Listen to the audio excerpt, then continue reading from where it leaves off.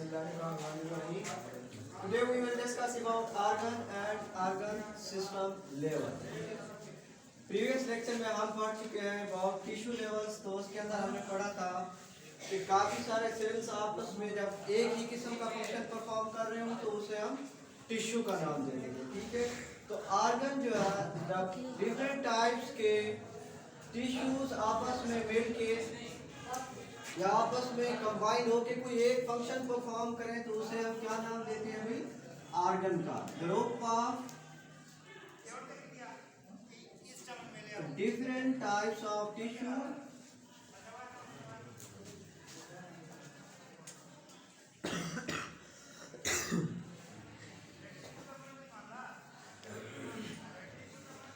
performing same function.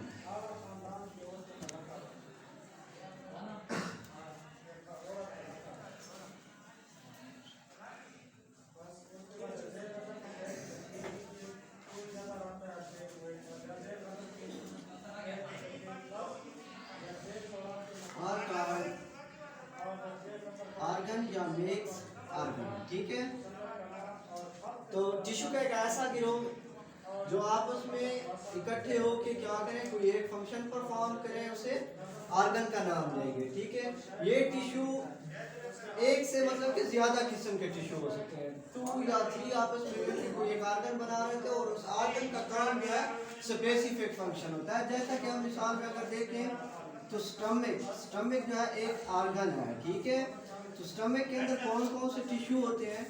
अगर stomach diagram से फिर देखें हम,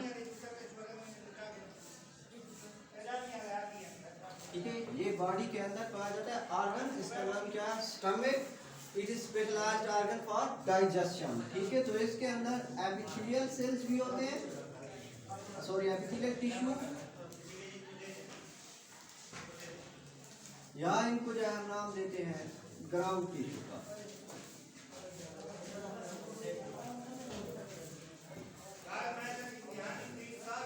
एपिथेलियल टिश्यू और ग्राउंड टिश्यू क्या फंक्शन होता है भाई इनका? They secrete gastric juice, gastric juice को सीक्रेट करते हैं।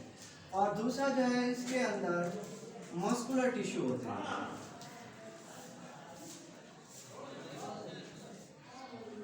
मस्कुलर टिश्यू का क्या फंक्शन है?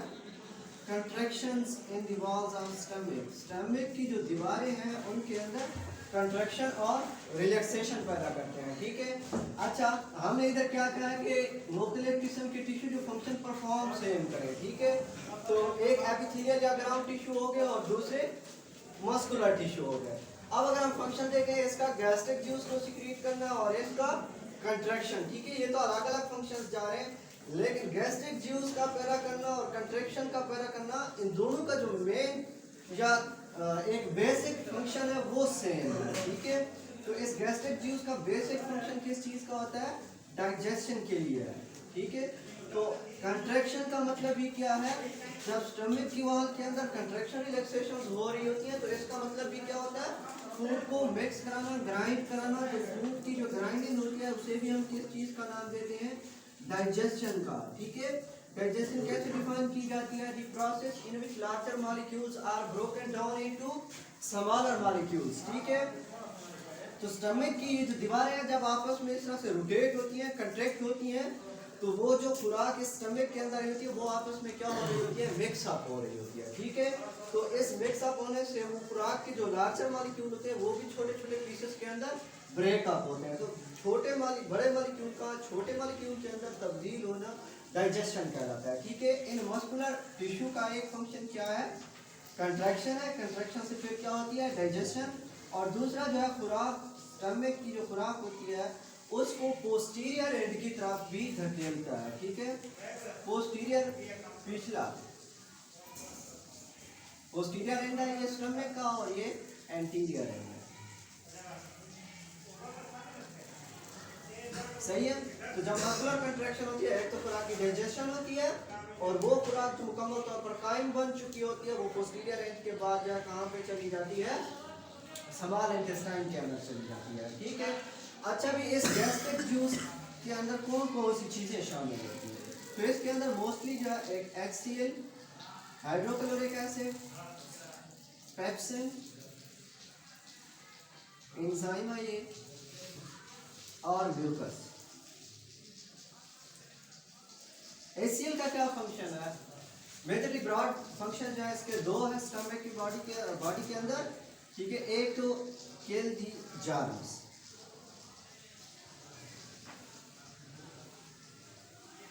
अगर फूड के साथ कोई वायरस बैक्टीरिया प्रोटोजोन आ रहा है तो ये HCl क्या करेगा, उन्हें किल कर देगा। और दूसरा जो है ये इनएक्टिव फॉर्म है पेप्सिन, ठीक है। तो HCl इस पेप्सिन को कन्वर्ट कर देता है एक्टिव फॉर्म के अंदर, वो है पेप्सिनोजीन, ठीक है। ये इनएक्टिव फॉर्म है, इस शक्ल में अगर एंजाइम आ रहा हो तो वो प्रोटीन को डाइजेस्ट नहीं कर सकता। जो ही स्टमक के अंदर ये रिलीज होता है तो HCl इसको पेप्सिन से कन्वर्ट करता है पेप्सिनोजीन में, और ये फिर प्रोटीन को डाइजेस्ट करने में मदद देता है। और इसका क्या है, म्यूकस, ठीक है। म्यूकस का क्या फंक्शन होता है? भाई म्यूकस ये है कि अगर पेप्सिन इनएक्टिव फॉर्म में है फिर वो किस में तब्दील हो रहा है, पेप्सिनोजीन में एक्टिव फॉर्म के अंदर तब्दील हो रहा है। अब स्टमक के अगर हम दीवार को देखें, सारा ये भी तो प्रोटीन ही है, गोश्त ही है, ठीक है। तो अगर ये म्यूकस रिलीज ना हो तो ये प्रोटीन इसी स्टमक की दीवार को भी डाइजेस्ट कर देता है, ठीक है। तो देखिए अल्लाह ताला ने फिर कैसे कैसे निज़ाम रखे हैं बॉडी के अंदर। तो म्यूकस जो है पेप्सिनोजीन के फंक्शन से या पेप्सिनोजीन के एक्शन से बचने के लिए यहाँ पे लेयर बना देती है, स्टमक की वॉल के साथ म्यूकस की लेयर आ जाती है। तो इस म्यूकस लेयर जो है स्टमक की वॉल्स को डाइजेस्ट होने से बचा लेती है, ठीक है। फिर इसके बाद है ऑर्गन सिस्टम लेवल।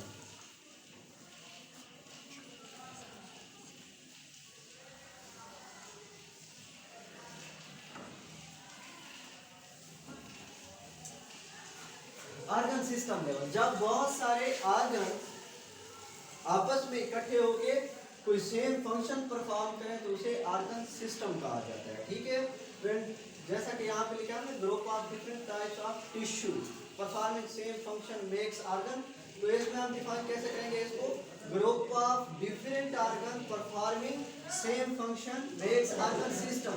तो हमारी बॉडी के अंदर बहुत सारे ऑर्गन सिस्टम्स हैं, जैसा कि डाइजेस्टिव सिस्टम है, digestive system, nervous system,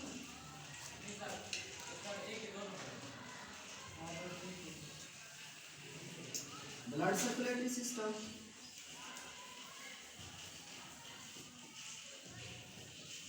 etcetera, बहुत सारे हैं, ठीक है।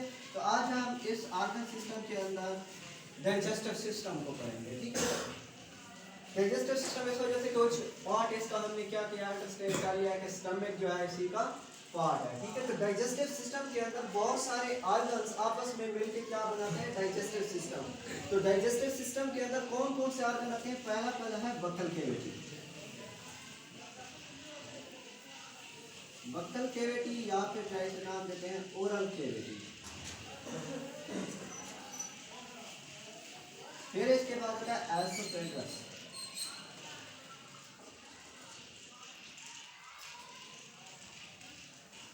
फिर स्टमक,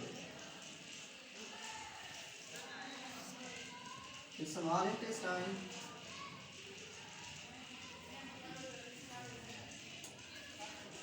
लास्ट वन है लार्ज इंटेस्टाइन।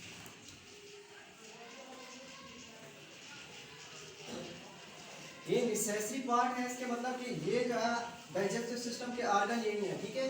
कुछ इसके साथ एक्सेसरी होते हैं जो इसकी मदद कर रहे होते हैं डाइजेशन की। तो उसमें दो आ जाते हैं, एक लीवर और दूसरा जो है gall bladder.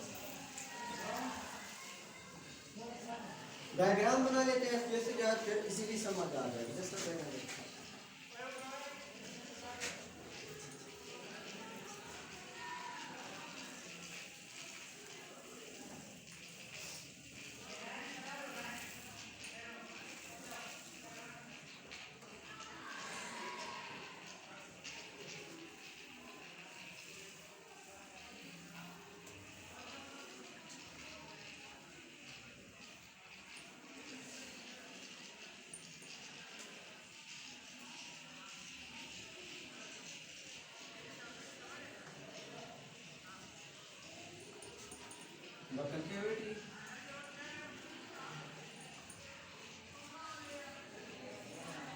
Oesophagus,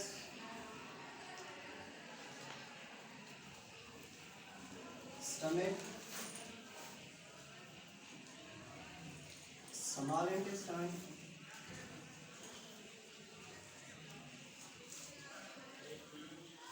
large intestine.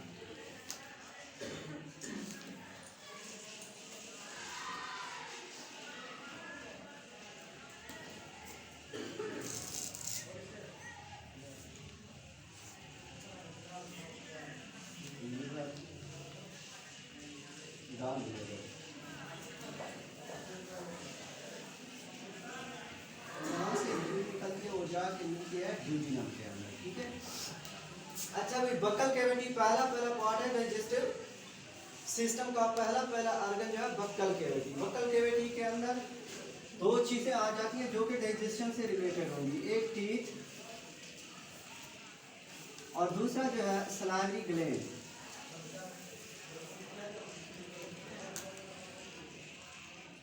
तो ये डाइजेशन में मदद करते हैं। तो जब वो खुराक जो है च्यू की जाती है टीथ की मदद से, तो इसके बाद टंग के जरिए उसे रिपेल किया जाता है किसके अंदर, दूसरे ऑर्गन के अंदर, एसोफेगस के अंदर।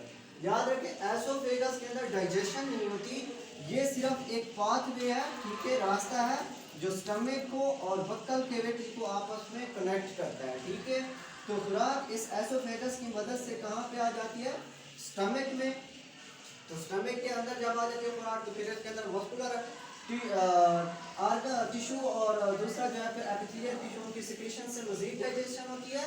उसके बाद खुराक फिर किस में चली जाती है, स्मॉल इंटेस्टाइन के अंदर। स्मॉल इंटेस्टाइन के पहले पार्ट ड्यूडिनम के अंदर। तो खुराक जो है स्टमक के अंदर एसिडिक होती है क्योंकि वहाँ पे HCl सिक्रीट हो रहा होता है। तो इस HCl की वजह से स्टमक की जो pH होती है वो 2 होती है, ठीक है। तो इस जहाँ पे तो सारी म्यूकस थी जिसने HCl के इफेक्ट से महफूज रखा स्टमक की बात को, लेकिन फिर यहाँ पे जब खुराक ड्यूडिनम में आ जाती है तो फिर इसी बेसिक एसिडिक मीडियम को बेसिक के अंदर कन्वर्ट करने के लिए लीवर जो है सिक्रीट करता है अपनी सिक्रीशंस को। लीवर सिक्रीट करता है बाइल जूस। यही बाइल जूस बाइल डक्ट के जरिए गाल ब्लैडर के अंदर आ जाता है, ठीक है। तो गाल ब्लैडर से एक डक्ट निकलती है बाइल डक्ट, वही बाइल डक्ट जो है फिर इसे ड्यूडिनम के अंदर डालती है, ठीक है। तो इसकी वजह से जो है ड्यूडिनम के अंदर खुराक का जो एसिडिक मीडियम आ रहा था वो एसिडिक मीडियम यहाँ पे आके किस में चेंज हो जाता है, बेसिक मीडियम के अंदर। फिर जिस चीज़ ने यहाँ पे डाइजेस्ट होना वो इधर डाइजेस्ट होके फिर अगले पोर्शन के अंदर चली जाती है लार्ज इंटेस्टाइन के अंदर। तो अक्सर जो है जितनी भी डाइजेशन होती है खुराक की वो स्मॉल इंटेस्टाइन के अंदर मुकम्मल हो जाती है। बाकी जो है लार्ज इंटेस्टाइन के अंदर अब्जॉर्प्शन होती है। खुराक का वो पार्ट जो अब्जॉर्ब नहीं होता वो यही लार्ज इंटेस्टाइन के आखिरी पार्ट के अंदर जो है फीसेस की शक्ल में स्टोर हो जाता है और फिर एक्सक्रीटरी सिस्टम के जरिए बॉडी से इसे बाहर एक्सक्रीट किया जाता है, ठीक है। अगर इसी टॉपिक में से किसी कोई क्वेश्चन हो तो पूछ सकते हैं।